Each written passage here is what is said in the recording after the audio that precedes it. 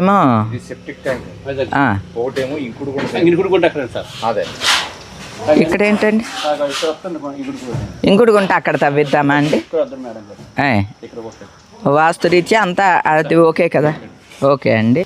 ఇదిగోండి మన మేస్త్రి గారు ఇక్కడికి పురమాయించారు. ఇంతేనండి సార్. ఓకే అండి. అంటే ఇది దాటి వెళ్ళకూడదు. వెళ్ళకూడదండి. ఆహా, ఇది ఇల్లు ఇక్కడ వరకు ఉన్నది కదండి, గర్భం దాటి వెళ్ళకూడదట. అవును, మేడం గారు అంతే. ఓకే అండి. చూస్తే గానీ నాకు తెలియదు. సరే అండి. ఓకే అండి. ఇక్కడ మనుషులు వస్తారా అండి? ఇంకా రేపు పొద్దునండి. ఇప్పుడు ఎటుగా టైం కదండి. రేపు మార్నింగ్ వస్తారా? సరే అండి. రేపు పొద్దున వస్తామండి. సరే, 7 అలా వస్తాం. అలాగే అండి.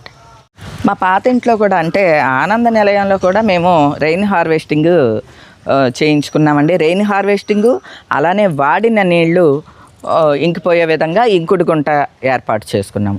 రెయిన్ హార్వెస్టింగ్ అంటేనేమో ఇంటి మీద పడిన నీళ్ళన్నీ కూడా బావిలోకి కలెక్ట్ అయ్యే విధంగా పెట్టాము. అలా అని చెప్పి బావిలోకి మేము మోటార్ పెట్టుకోలేదండి. మోటార్ ఏమో పక్కన భూమిలోనే ఉంటుంది, కానీ బావిలో వాటర్ లెవెల్స్ తగ్గకుండా ఉంటాయి. అట్లానే మాకు మంచినీళ్ళు అనమాట అండి బావిలోవి. ఆ మంచినీళ్ళు ఇది ఆ జల ఎప్పటికీ పోకూడదు అనే ఉద్దేశంతో రెయిన్ హార్వెస్టింగ్ ఏమో బావిలోకి పెట్టాము. అలానే మేము ఇంట్లో వాడిన నీళ్ళు అంటే బాత్రూంలో అలానే కిచెన్లో వాడిన నీళ్ళు ఇవన్నీ కూడా ఇంకుడు గుంటలో చేరే విధంగా పెట్టాము. అంటే అందులో బాత్రూమ్ అంటే కమోడ్లో మినహా మనకి కమోడ్కి సంబంధించి వేరే ట్యాంక్, సెప్టిక్ ట్యాంక్ కడతాం కదా, అది వేరే అండి. ఇంకుడు గుంటకి మాత్రం ప్రత్యేకించి కిచెన్లో నీళ్లు, బాత్రూంలో మన స్నానం నీళ్లు అవి కూడా కలెక్ట్ అవుతాయి. ఆ ఇంకుడు గుంటని ఏంటంటే ఒక ప్రాపర్ పద్ధతిలో కడతారనమాట. అవి కూడా మేము నిపుణుల సలహా తీసుకునే మా మరిది గారి స్నేహితులు అనమాట అండి, వారి సలహా మేరకే అక్కడ కట్టాము. అలానే అట్ ది సేమ్ టైం మేము ఇక్కడ కూడా అలానే ఇంకుడు గుంట నీళ్ళని హార్వెస్ట్ చేసుకోవటం ఇదంతా కూడా పెట్టుకోవాలని అనుకుంటున్నాము. అంటే ఒక డ్రీమ్ హౌస్ అని అంటే అందమైన ఇల్లు, ఖరీదైన ఇల్లు అని కాదండి.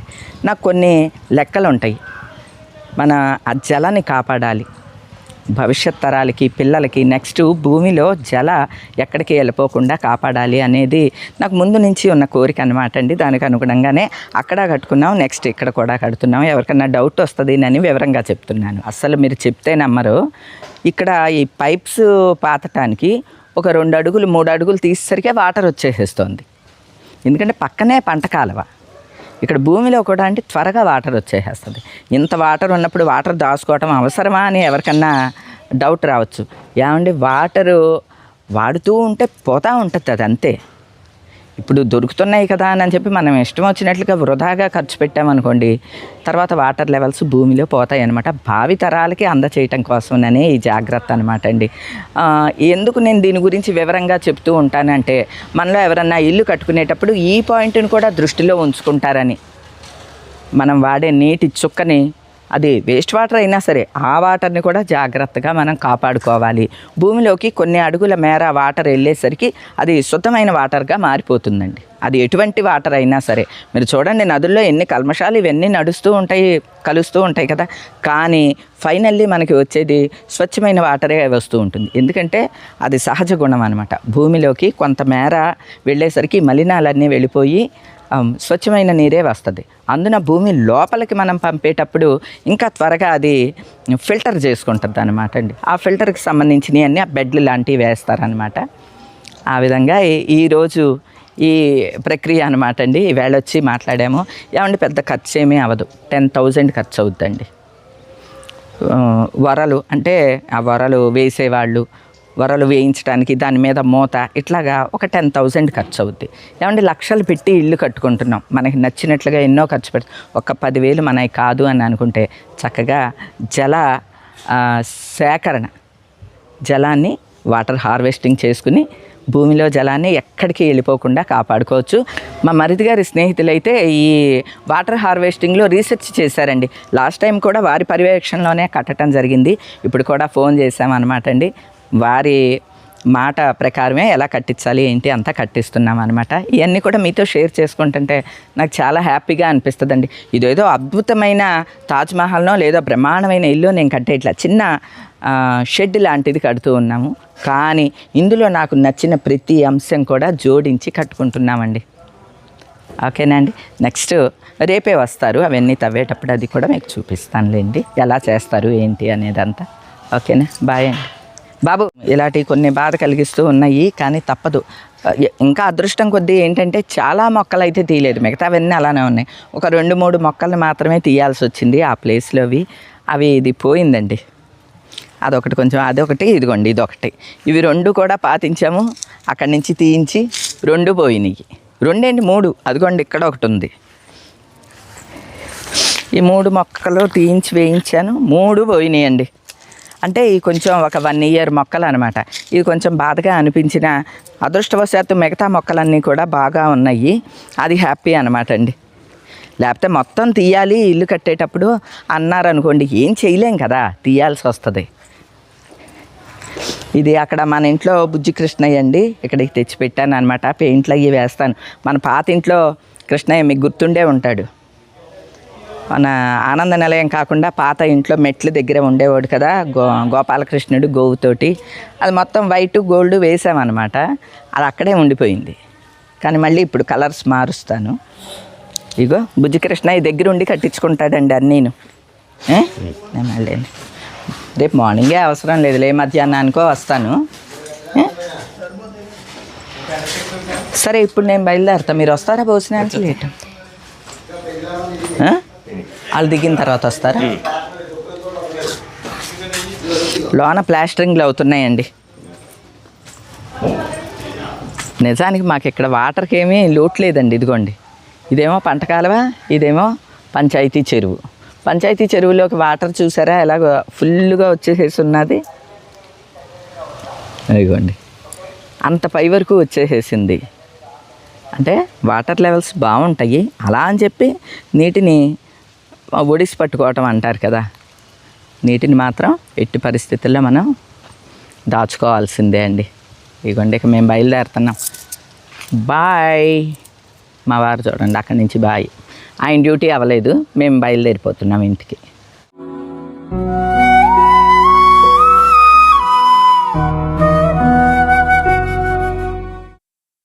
ఈ రోజున మన పర్ణశాలలో ఇంకుడు గుంటలు తవ్వుతున్నారండి. అంటే ఈ ఇంకుడు గుంటలు తవ్వేది కూడా వాళ్ళ లెక్క ప్రకారం ఉంటుందన్నమాట. అదంతా సరదాగా మీకు కూడా వీడియోలో వివరంగా చెప్దామని నేను కూడా బయలుదేరానండి. వచ్చేసాము మన సైట్ దగ్గరికి. కారు అటు రోడ్డు కూడా ఉంది మనకి, అటు పెడుతున్నారు అన్నమాట.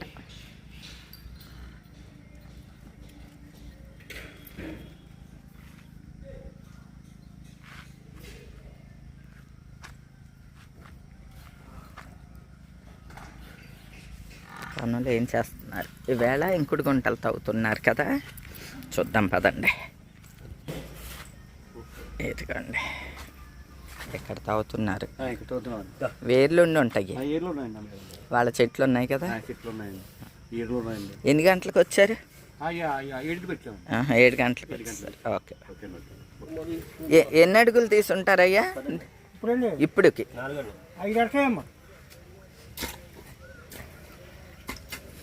ఆయన 4 అడుగులు తవ్వారు, నీళ్ళు వచ్చేసేస్తున్నాయండి. నిజానికి మా ప్రాంతంలో కొంతమేర గొయ్యి తవ్వంగానే వాటర్ వచ్చేస్తూ ఉంటుంది, జలం వచ్చేస్తూ ఉంటుంది అనమాట అండి. ఓ బోల్డ్ అంత నీళ్లు ఉన్నాయి అని చెప్పి మనం అశ్రద్ధ చేసామనుకోండి, భావి తరాలకి నీరు ఉండదు. అందుకనే మేము ఈ ఇంకుడు గుంటలని ఇటువంటివన్నీ తవ్వించడం, ఇటువంటి జాగ్రత్త చేస్తూ ఉంటాము. అయితే ఈ ఇంకుడు గుంటలు తవ్వే వాళ్ళు ప్రత్యేకించి ఉంటారండి. అంటే సెప్టిక్ ట్యాంకులు కానీ, ఇంకుడు గుంటలు కానీ తవ్వటానికి ప్రత్యేకించి ఉంటారు. ఈ వరలు ఉన్నాయి చూడండి, సిమెంట్ వరలు కూడా వాళ్ళే తెచ్చుకుంటారు. అవి సైజులు ఉంటాయి అన్నమాట. మీటర్ వెడల్పుయ్యా, తక్కువయ్యా, ఎక్కువయ్యా, ఇలాగా మనకు కావాల్సిన సైజు చెప్పాలి. వరలు తెచ్చుకోవటం, దాని మీద మూతని కూడా వాళ్ళే తెచ్చుకుంటారు. అలానే గొయ్యి తవ్వి వరలు అందులోకి దింపటం, ఇదంతా కూడా వాళ్ళే చేస్తారన్నమాట అండి. ఒక్కొక్క వర రేటు చొప్పున తీసుకుంటారు. అంటే ఒక వరకి 400 రూపాయల చొప్పున పే చేసామన్నమాట అండి. ఒక్కొక్క గుంటకి వచ్చి 10 వరలు పట్టినాయి. అంటే సెప్టిక్ ట్యాంక్కి 10 వరలు, అలానే ఇంకుడు గుంటకి 10 వరలు, వెరసి 20 వరలు 2 మూతలు వాళ్ళే తెచ్చుకున్నారు. వాళ్ళే గుంట తవ్వుతున్నారు, అందులోకి దించుతున్నారు, దాన్ని ఇట్లాగా క్లోజ్ చేస్తున్నారు అనమాట అండి. మొత్తానికి 2 గుంటలు తవ్వటం, 20 వరలు దించటం, దాని మీద మూతలు వేయటం, వీటన్నిటికీ గాను మేము వాళ్ళకి 10,000 రూపాయలకి మాట్లాడుకున్నామండి. అక్కడ తవ్వుతున్నారు కదా, సరే పనులన్నీ అవుతూ ఉన్నాయి. ఇక్కడ అరటికేలకి ఇలా ఒక క్లాత్ కట్టించామన్నమాట అండి. ఎందుకంటే ఈ సిమెంటు అవి ఇవి పడతాయి, పాడవుద్ది గెల అని చెప్పి దీనికేమో ఒక ఉల్లిపాయలు సంచి ఉంటుంది కదా, ఉల్లిపాయలు వస్తాయి. ఇదైతే ఇట్లా మెష్ లాగా ఉంటుంది కదా, జల్లెడిగా ఉంటుందని ఇది కట్టించాం, గాలి కూడా వెళ్ళుద్ది అని. ఈ చెట్లు కూడా కొంచెం లాగి అటు కట్టించాము.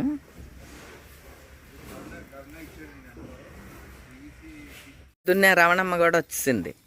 క్యారేజ్ తెచ్చుకున్నావా? ఏం తెచ్చుకున్నావు? ఏం కూర? గుడ్డు కూర తెచ్చుకుందంటే వేళ. అసలు ఈ ఇంకుడు గుంటలు, రెయిన్ హార్వెస్టింగ్ దీనికోసం అని చెప్పి మనకి మరింత సమాచారం ఇవ్వటానికి రీడ్స్ అనే సంస్థ పనిచేస్తూ ఉంటుందన్నమాట అండి. పర్యావరణ పరిశోధన, విజ్ఞాన మరియు అభివృద్ధి సంస్థ. ఈ సంస్థ మనకి ఉచితంగా సలహా ఇస్తుందన్నమాట అండి. అంటే ఎలా తవ్వించుకోవాలి, ఇంకుడు గుంటలో ఏమేమి వెయ్యాలి, అంటే రాళ్ళు, ఇసుక ఇటువంటి కొంతమేర వెయ్యాలన్నమాట అండి. వాటన్నిటి గురించి కూడా వారు ఉచితంగానే మనకి సలహా చెప్తారు. అంటే భూగర్భ జలాల పరిరక్షణ కోసం ఈ సంస్థ పనిచేస్తూ ఉంటుందన్నమాట అండి. మా మరిది గారి స్నేహితులు భూపాల్ రెడ్డి గారు మన ఆనంద నిలయంలో కూడా వారి సలహా మేరకే ఇంకుడు గుంటను తవ్వించడం జరిగింది. ఇక్కడ కూడా అంతే అన్నమాట అండి. మీకు ఎవరికన్నా వివరాలు కావాలి అంటే వారి నెంబర్ ఇస్తున్నాను. మీరెవరన్నా ఇంకుడు గుంటని మీ ఇంట్లో తవ్వించుకోవాలి అని అనుకుంటే ఆ నెంబర్ ఇస్తున్నాను కదా, మీరు కాంటాక్ట్ అవ్వండి. అలానే ఎంత లోతులో గుంట తీయాలి అంటే మీరున్న ప్రాంతాన్ని బట్టి ఉంటుందన్నమాట అండి. అలానే ఇంకుడు గుంటలో ఏమేమి వెయ్యాలి ఇవన్నీ కూడా వారు సలహా ఇస్తారన్నమాట అండి. అంటే మనం చేసే ఒక చిన్న పని భావితరాలకు నీటి ఎద్దడి రాకుండా చేస్తుందన్నమాట అండి. దీనికి ఏమంత ఖర్చు అవ్వదండి. ప్రతి ఒక్కరూ కూడా ఇల్లు కట్టుకునే ప్రతి ఒక్కరూ కూడా ఇంకుడు గుంటని కూడా తవ్వించుకోండి. ఈ రోజుతో 2 ఇంకుడు గుంటలు తవ్వేశారన్నమాట అండి. ఇంకుడు గుంటలు తవ్విన తర్వాత వరలు అందులోకి దింపిన తర్వాత అందులో కంకర అంటే లావు కంకర, ఆ పైన సన్న కంకర, ఆ పైన గోదావరి ఇసుక ఇటువంటివన్నీ కూడా వేసేసిన తర్వాత ఆ పైన ప్లేట్ పెట్టించేయటమేనమాట అండి. ఏమంటే మా ప్రాంతంలో వాటర్ ఎంత వచ్చేస్తుంది అనటానికి ఇదిగోండి అసలు ఆ గొయ్యి తవ్వి ఇవన్నీ నింపేలోగానే ఇది నీళ్ళలాగా నీళ్ళు వచ్చేసేస్తున్నాయండి. ఈ నీటిని మోటార్ పెట్టి తీయించేద్దామా అని అనుకున్నాము. అక్కర్లేదండి పర్వాలేదు అని చెప్పారు. దాని మీద క్లోజ్ చేసేస్తే సరిపోతుంది. ఆ భూమిలోకి వెళ్ళిపోతూ ఉంటాయంటండి. జలపుడుతుంది, ఆ భూమిలోకే వెళ్తుంది. నిజంగా ఆ భూదేవి తల్లి మహత్యమా ఏంటండి? ఆ నీటి చుక్క లేనిదే మన మనుగడ లేదండి. మనం బ్రతకలేము. అటువంటి జీవనాధారమైన నీరు మనకి సమృద్ధిగా దొరికే చోట మనం ఉండటం అనేది మాత్రం నిజంగా ఒక అదృష్టం అనే అనుకోవాలండి. మనకి దొరుకుతుంది కదా అని చెప్పి దాన్ని ఎప్పుడూ కూడా అలక్ష్యం చేయకూడదు. ఇగోండి ఈ విధంగా ఇంకుడు గుంట పని అంతా కూడా పూర్తి అయ్యింది. ఇదంతా శుభ్రం చేసేసి దీనిపైన ప్లేట్ వేసేస్తారన్నమాట అండి. ఏమంటే ఇంకుడు గుంటని తవ్వించుకోవాలి అనే ఆలోచన ఎవరికన్నా ఉంటే నేను ఇచ్చిన నెంబర్ని కూడా సేవ్ చేసుకుని ఉంచుకోండి. నేను చెప్పిన ఇన్ఫర్మేషను, నేను పెట్టిన ఈ వీడియో ఏ ఒక్కరికి ఉపయోగపడినా నేను చాలా హ్యాపీ ఫీల్ అవుతానండి. ఇక ఈ రోజుకైతే ఇదేనండి. మరో మంచి వీడియోతో మళ్ళీ కలుస్తా. అప్పటి వరకు ఉంటానండి.